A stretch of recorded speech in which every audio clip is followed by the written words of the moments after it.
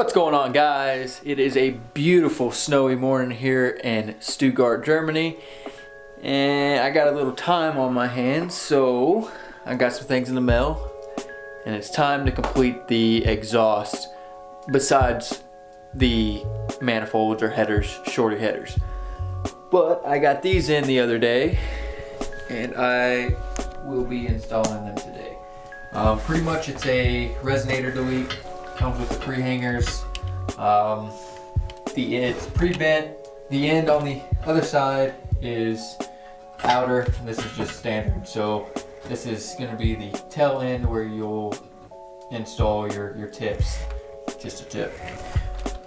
That's it, guys. It was only like I think 200 bucks for that, which isn't bad. You could have just done it yourself, but I don't have the resources that I do back in the States here. So I had to spend a little bit of extra money and do it this way.